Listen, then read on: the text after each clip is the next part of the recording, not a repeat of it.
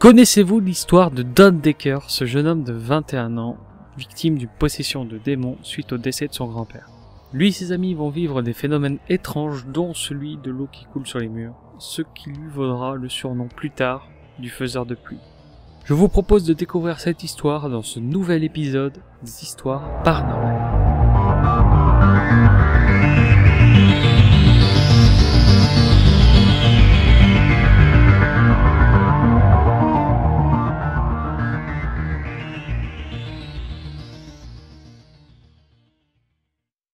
En février 1983, dans la ville de Stroudsburg en Pennsylvanie, a lieu l'enterrement de James Kitzbach, mort à 63 ans d'une cirrhose du foie. Son petit-fils Don Decker, âgé de 21 ans, est présent. Condamné à quelques mois de prison ferme pour recel d'objets volés, il a réussi à avoir une permission exceptionnelle pour assister à l'enterrement de son grand-père. Son séjour en prison est le résultat d'une adolescence troublée, car Don garde au fond de lui un lourd secret. Un secret que tous les membres de sa famille ignorent. Son grand-père aurait abusé de lui alors qu'il n'avait que 7 ans. Pour Don, la mort de cet homme représente le départ du mal. Il espère alors que le bien sera avec lui et ressent un étrange sentiment qui le trouble durant la cérémonie. Mais Don est très loin d'imaginer ce qui va lui arriver. Après l'enterrement, Don reste froid et distant avec ses parents qui pleurent la mort de son grand-père et décide de passer la nuit chez un couple d'amis. C'est là qu'un sentiment troublant envahit une nouvelle fois Don. Il sent soudainement l'air autour de lui se glacer. Au même moment, de l'eau commence à couler le long des murs du salon de ses amis. Don semble alors se trouver dans un état second. Le couple d'amis qui voit leur salon sous la pluie appelle alors d'urgence leur propriétaire Ron H. Van Wy. En arrivant, Ron n'en croit pas ses yeux. L'eau coule de partout le long des murs. Il pense alors à la tuyauterie, mais il n'y a pas de conduit dans cette pièce. Ils ont beau chercher, ils ne trouvent pas d'où cette eau peut bien venir. Après quelques instants d'observation, Ron s'aperçoit que l'eau vient de partout, du toit, des murs, mais aussi du plancher du salon. Ne trouvant aucune explication et aucune solution, il appelle alors la police. Quand les deux policiers arrivent dans le salon, l'eau ruisselle de partout. Soudainement, une goutte d'eau se forme devant les policiers et traverse horizontalement la pièce sous l'œil des policiers sidérés. Les policiers constatent alors que ce phénomène ne se produit que dans le salon.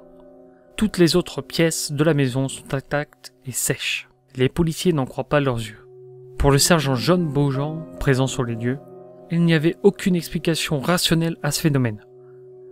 La police partit. Don et ses amis partent dans un restaurant en ville, laissant le propriétaire et sa femme dans la maison. Don et ses amis partis, Ron, le propriétaire, constate que l'eau arrête de couler dans le salon. Et ce qui va ensuite arriver au restaurant où Don et ses amis sont partis manger va leur donner la frayeur de leur vie. Pendant que le couple d'amis et Don sont à table du restaurant et racontent leur malheur à la patronne, Pamela Scrofano, l'eau commence à s'écouler des murs de son restaurant pendant que Don paraît comme en transe. La restauratrice, qui pense que Don est possédé, elle va chercher un crucifix et le pose sur le torse de Don et constate avec stupeur que sa peau brûle à l'endroit exact où était posé le crucifix. La croix le brûle et devient noire. Pour Pamela, il n'y a aucun doute. Don Decker est possédé et l'eau est l'œuvre du diable. Elle demande alors à ses amis de l'emmener à l'église au plus vite pour qu'un prêtre le voie. Don et ses amis rentrent chez eux. L'épouse de son ami accuse Don d'être la cause de tout. Elle crie et là l'incroyable se produit. Les casseroles de la cuisine se mettent à bouger et Don est soulevé par le sol, lévite dans les airs et est soudainement projeté au sol sous les yeux médusés de ses amis. Durant les 3 prochains jours, des phénomènes étranges continuent à se produire. 3 policiers décident, contre l'avis de leur supérieur, de continuer l'enquête. Ils attachent les mains de Don Decker et lui mettent un sac en papier sur la tête, en lui mettant un crucifix en or dans les mains. Sans aucune explication, le crucifix se met à brûler instantanément. Soudain, Don est soulevé et projeté au sol par une force qui semblait venue d'ailleurs. Quand les policiers viennent près de Don, qui a toujours les mains ligotées, 3 énormes griffures sanguignolentes sont visibles sur son cou. Pour les 3 policiers, il n'existe aucune explication à ce qu'ils ont vu. Le soir même, les amis de Don Decker font appel à une femme révérende pour pratiquer d'urgence un exorcisme sur le pauvre Don.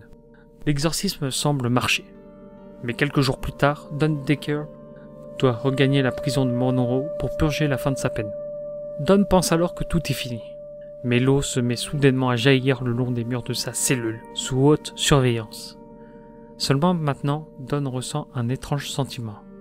Il pense avoir le pouvoir de contrôler la pluie et en fait part au gardien de prison.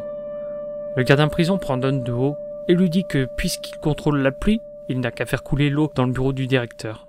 Le lieutenant David Knehold, directeur de la prison de Monroe, est à son bureau en train de remplir un rapport quand il constate que sa chemise est complètement trempée. Le gardien et le directeur ne trouvent aucune explication à cette histoire et sont paniqués. Aussi incroyable qu'il paraisse, David Knehold appelle alors le révérend Blackburn pour qu'il vienne à son aide. Le révérend va alors se rendre à la prison de Monroe pour voir Don Decker, le faiseur de pluie. Le révérend, qui ne croit pas un mot de toutes ces histoires, accuse alors Don de mensonge quand celui-ci lui déclare être capable de provoquer la pluie. Don change alors de physionomie. Une puanteur envahit la pièce où le révérend et Don se trouvent.